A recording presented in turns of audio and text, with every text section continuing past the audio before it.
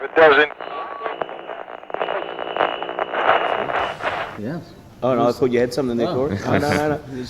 he's, we've obviously mixed the last couple records, and we talked to him about doing Shogun, but I think now, like, it was kind of like the perfect storm, because, like, the way we are now as a band, like, maybe the way Colin works, if we did, like, any other record with him, it might not have, like, really turned out that good, like, as far as, because he's kind of like the guy that it's, like, he doesn't go in there and, like, he can take, like, a shitty band and, like, make you amazing. Like, it's like, you have to be on your shit.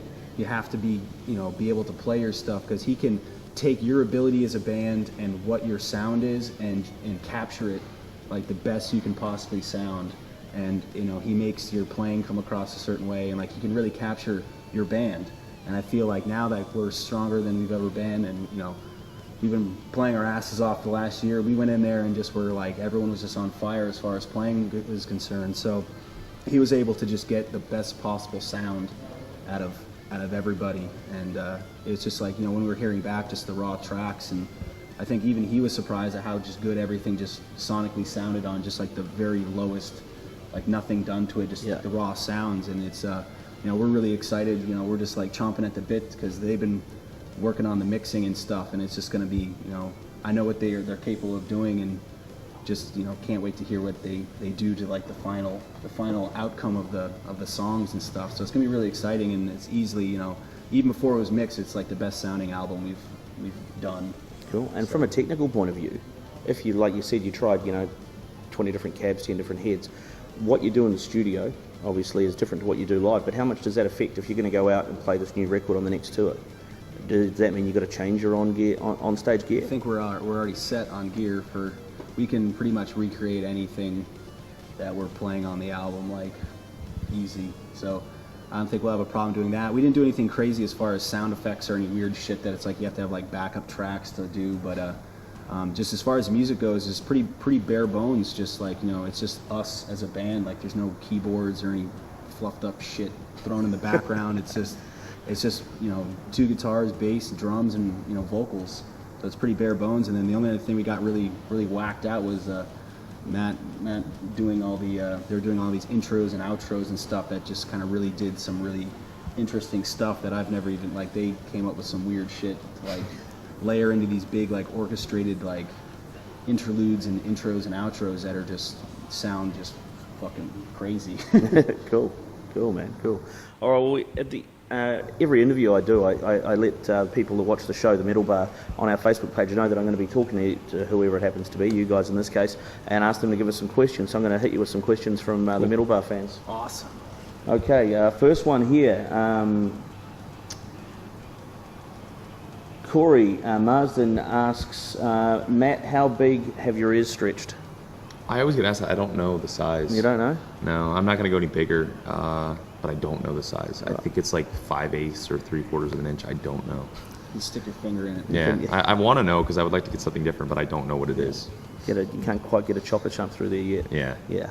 Okay. Unfortunately, I do not. I haven't stretched my ears, so this is just standard, whatever they do. Just standard gear. Yep. Yeah. Speaking of gauges and things, Jake McNamara wants to know, what brand and gauge of picks do you each use? We both play Dunlop. He uses Jazz 3s. Not XLs. Jazz 3s. Little tiny picks. And with the grips, max grip. New product. And I use I guess, like, I don't actually know the thickness, but the green one. The green ones. The green ones. ones. They're the standard green ones. And then I usually get like custom picks made with like Trivium artwork on it. But if you want to get the actual thickness, it's the green Tortex picks. Okay. I think they're all color turtle. The green turtle one. The green turtle. All right, Jake. The green turtle is what you're after. Christopher Esther Matt asks you, what's life like now that you're married, and how do you balance married and band life? I've always kind of, once I met who was to become my wife, I've pretty much always been like the old soul of the band, I guess. So I've always been used to it. It's just what you make of it. Nowadays it's a lot easier to tour away from family than it used to be. Because before, I guess, you have to use pay phones and stuff. But, with that, As Laid Dying guys all showed us that WhatsApp application for the iPhone, and you can text off data.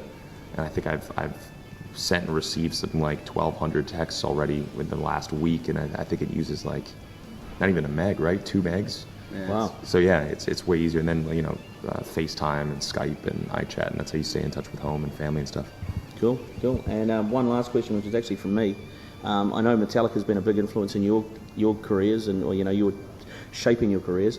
What were your personal thoughts on the Death Magnetic record?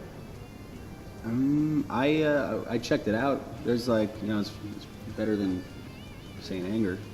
I think they did a really good job of getting back to what made it Metallica in the first place, and I just wish they would get someone like Colin or Andy Sneap to mix the shit out of those records, because like that and the new Slayer albums, if they were had the production quality of say the new Megadeth or Exodus albums, they'd just be brutal as shit. Yeah, I would love if they went with Colin, if Metallica went to him. Yeah, I just wish some of those bands, I think the albums would probably, there's good songwriting, but if you equal good, cool songs with killer modern production, it'll really really adds to the listening experience. And the average kid nowadays, everything they hear, you can make a really killer sounding record in your bedroom, on your laptop with Pro Tools and all the technology you have nowadays. So it's hopefully the production quality catches up on the next one, and they just deliver something that's kind of sonically crushing, like the Black Album was. It was ahead of its time as far as album production for a metal CD. So